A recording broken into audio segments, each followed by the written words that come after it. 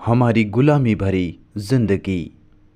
मुझे लगता है कि हम में से ज़्यादातर लोग गुलाम हैं, या तो किन्हीं धार्मिक संकल्पों के, विश्वासों के, चिन्हों के, या फिर किसी तरह के अनुभव के, नहीं तो किसी संस्था के गुलाम हैं। और इन सभी जंजीरों में जकड़े हुए कैसे कोई अपने जीवन में रोशनी ला सकता है? अगर कोई जीवन के किसी खास पैटर्न से बंधा पड़ा है, जिंदगी जीने के किसी खास अंदाज से, अगर कोई व्यापारी है, साइंसदान या दार्शनिक, तो वह उस ढर्रे से बंधा हुआ है। वह पूरी तरह उसमें खप कर रह जाता है और बाकी सारा जीवन यूं ही निकल जाता है। हमारी दिलचस्पी पूरी की पूरी जिंदगी में है, न कि उसके किसी खास हिस्से में, किसी एक अंश में, किसी धंधे या किसी खास रुझान में। तो क्या हमें इस बात का एहसास है कि हम एक ही तरह की दिनचर्या में फंसे हैं? हर रोज वही काम। मैं खुद इनमें शामिल हूँ, जो स्वाभाविक ही आज़ादी में रुकावट है। यह आज़ादी में बाधा बनती है और आदमी कभी खुद में स्पष्ट नहीं हो पाता। जब तक कोई किसी पर निर्भर है, वह कभी अपनी गहराई को समझ नहीं सकता। वह खुद अपने लिए रोशनी नहीं बन सकता। प्रज्ञा, कंप्यूटर और एक मशीनी मन, क्या हम किसी और चीज़ के बारे में बात कर सकते हैं? मसलन मज़ा, आमोद प्रमोद तो सदा जाने हुए में ही है। आज मज़ा नहीं आ रहा, लेकिन कल यह संभव हो सकता है। ऐसा होगा, यह सोचना अच्छा लगता है। पता नहीं आप समझे या नहीं। सुख, मज़ा तो समय की गति है। क्या कोई ऐसा सुख है जो ज्ञान पर आधारित ना हो? मेरा सारा जीवन ही ज्ञान में है, जाने हुए में। मैं इस जाने हुए को थोड़ा बहुत सुधार कर भविष्य पर आरोपित कर लेता हूँ, लेकिन फिर भी यह रहता तो ज्ञान ही है। अज्ञान से मुझे कुछ सुख नहीं मिलता, और कंप्यूटर तो ज्ञात के ही घेरे में रहता है। अब असली सवाल तो यह है कि क्या ज्ञान से मुक्त हुआ जा सकता है? यही असल मुद्दा है, क्योंकि सुख यहाँ है, दुख यहाँ है, डर यहाँ है। मन की सारी भागदौड़ ज्ञात में ही है। यह अज्ञात की कल्पना कर सकता है, कोई सिद्धांत गढ़ सकता है, लेकिन वह सच नहीं होगा।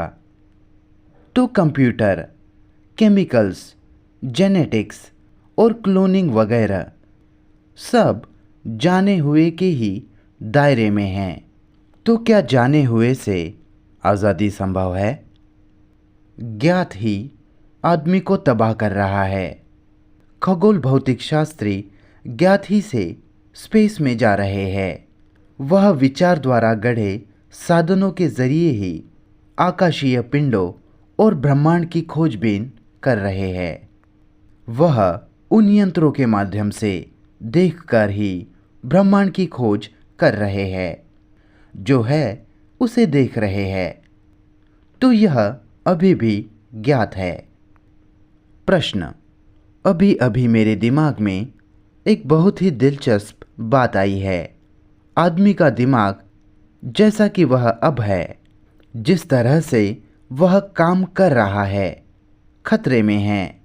यह तबाह हो रहा है। या तो मशीन उस पर भारी पड़ जाएंगी और वह खत्म हो जाएगा, या फिर ज्ञात से यह आज़ादी, वह भी काम करने के उसके मौजूदा ढंग को खत्म कर देगी। चुनौती कहीं ज़्यादा गहरी है। कृष्णमूर्ति: जी हाँ, यही तो है जो मैंने कहा। आपने ठीक पकड़ा। अगर मैं ठीक से समझ पाया हूँ तो आप यही कह रहे हैं कि ज्ञात जिसके दायरे में हमारे मन काम कर रहे हैं वह हमें बर्बाद कर रहा है। ज्ञात ही को मशीनों, नशीली दवाइयों, जेनेटिक्स और क्लोनिंग आदि के रूप में भविष्य पर आरोपित किया जा रहा है। यूं दोनों ही हमें बर्बाद कर रहे हैं। प्रश्न, वह भी यही कह रही है कि आदमी का मन सदा जाने हुए में ही भटकता रहता है, सुख के पीछे भागता रहता है। यह टेक्नोलॉजी उसी का नतीजा है जो हमें बर्बाद कर देगी। फिर उसने यह कहा कि वह दूसरी चीज़ जो जाने हुए से आज़ादी है वह भी मन को तबाह कर देगी, जिस तरह के मन को हम जानते हैं उसे। कृष्णमूर्ति, जी हाँ, जाने हुए से आज़ादी। आप क्या कहना चाहते हैं? प्रश्न, उन्होंने कहा वह दो तरह की चीज़ें हैं। ज्ञात की गति जो मन को गहरी से गहरी तबाही की तरफ ले जा रही है। बचने का रास्ता है ज्ञात से मुक्ति, और वह भी जाने हुए को खत्म ही कर रहा है। कृष्णमूर्ति, रुकिए ज़रा। आज़ादी का मतलब किसी से आज़ादी नहीं, यह तो एक अंत है, अवसान। क्या आप समझे?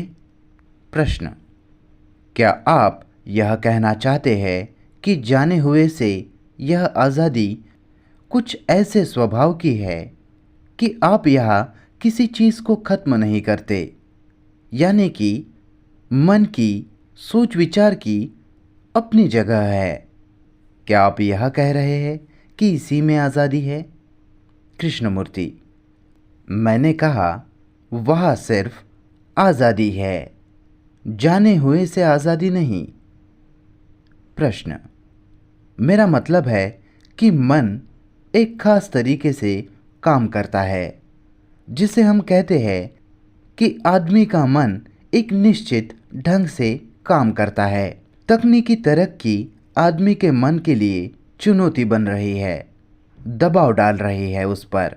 और यह दूसरा जो कि जाने हुए से आज़ादी है भी मन के कामकाज के लिए पूरी तरह तबाहकुन है, विनाशकारी है। इसलिए एक नए मन का होना तो लाजिमी है, चाहे वह तकनीक के माध्यम से हो या ज्ञात से मुक्ति के मार्ग से। सिर्फ यही दो रास्ते बचे हैं। मौजूदा पोजीशन के दिन तो गए। कृष्णमूर्ति, बात को थोड़ा साफ कर लेते हैं। या तो एक नया मन होगा या फिर जो भी अब चल रहा है वह मन को तबाह कर देगा, ठीक है? लेकिन नया मन सचमुच में सैद्धांतिक रूप से नहीं, सिर्फ तभी हो सकता है जब ज्ञात का अंत हो जाए। ज्ञान ने ही तो मशीनें बनाई हैं और हम ज्ञान पर ही जीते हैं। हम मशीनें हैं। अब हम दोनों को अलग अलग कर रहे हैं। मशीनें हमें तबाह कर रही है। मशीन ज्ञान की ही पैदावार है, इसलिए ज्ञान हमें तबाह कर रहा है, न कि मशीन। इसलिए सवाल अब यही बनता है, क्या ज्ञान का अंत हो सकता है? यह नहीं कि क्या ज्ञान से आज़ादी हो सकती है। फिर तो आप ज्ञान से सिर्फ बच रहे हैं, भाग रहे हैं उससे।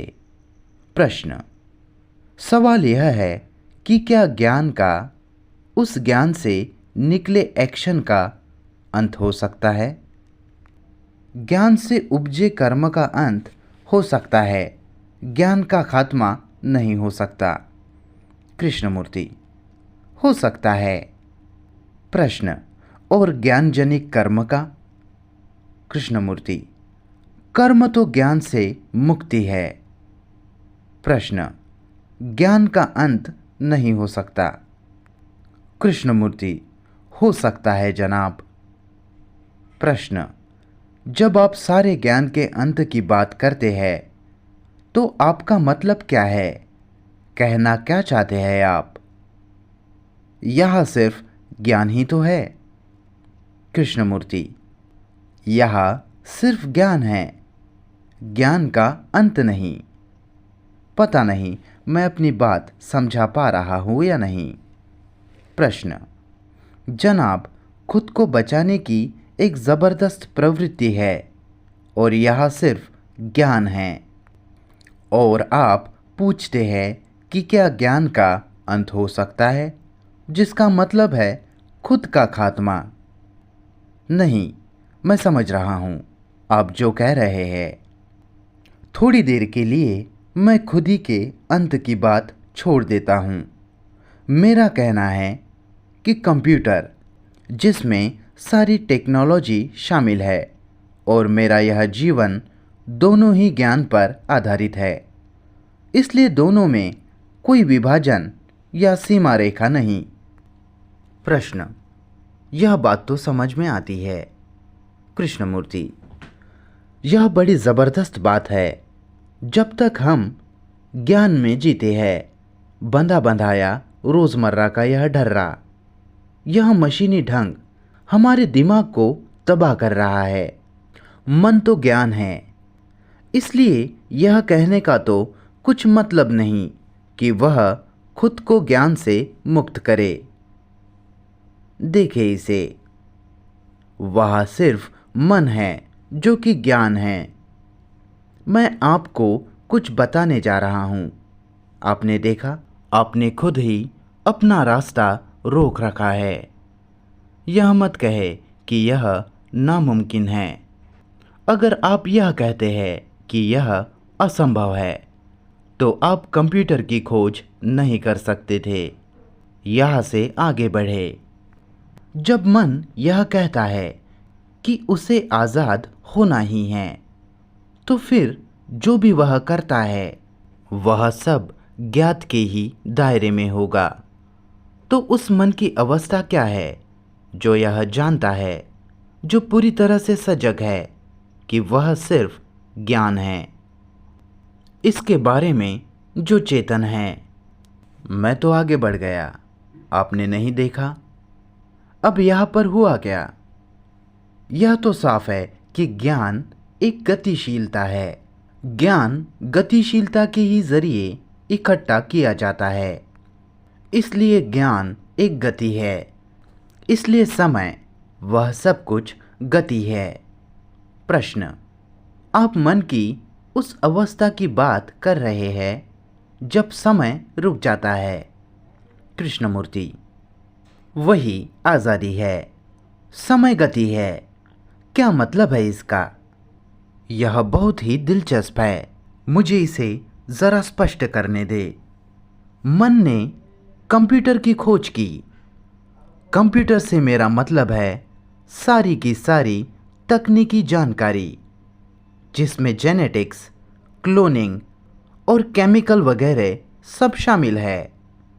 यह सारा कुछ आदमी द्वारा इकट्ठे किए ज्ञान से ही निकला है। अभी भी यह ज्ञात ही के दायरे में है, उसी की उपज है।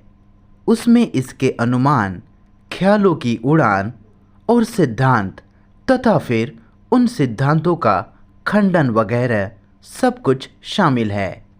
मन ने भी ठीक वही कुछ किया है जो मशीन करती है। इसलिए दोनों में कुछ फर्क नहीं, कुछ भेद नहीं। मन ज्ञान है, और जो भी यह करता है सब ज्ञान ही से पैदा होता है। आदमी के देवी देवता, उसके मंदिर, सब ज्ञान की उपज है। ज्ञान एक गति है। क्या यह गति रुक सकती है? वह असल आज़ादी है कि बोध ज्ञान से मुक्त है, और कर्म किसी ज्ञान से नहीं पैदा हो रहा। सांप के होने का बोध, खतरे का एहसास ही कर्म है। इसलिए वह बोध जो सांप के बारे में सदियों से इकट्ठे हुए संस्कारों से निकला है, इस बात का बोध कि मैं हिंदू हूँ, जो 3000 साल से चला आ रहा है, वह भी बिल्कुल वही गति से, और हम हर वक्त उसी दायरे में जी रहे हैं। वह दायरा ही विनाशकारी है, मशीन नहीं। जब तक मन की यह मशीन रुकती नहीं, बात कंप्यूटर वगैरह की नहीं है, तब तक हम खुद को तबाह और बर्बाद करते ही रहेंगे। तो क्या कोई ऐसा बोध है जो ज्ञान से, जानकारी से पैदा नहीं होता? क्योंकि जब इस संस्कार जनित ज्ञान की गति रुकती है, तब लाजिमी है कि कर्म होगा। द वे ऑफ इंटेलिजेंस से ऋषि वैली, 4 दिसंबर 1980।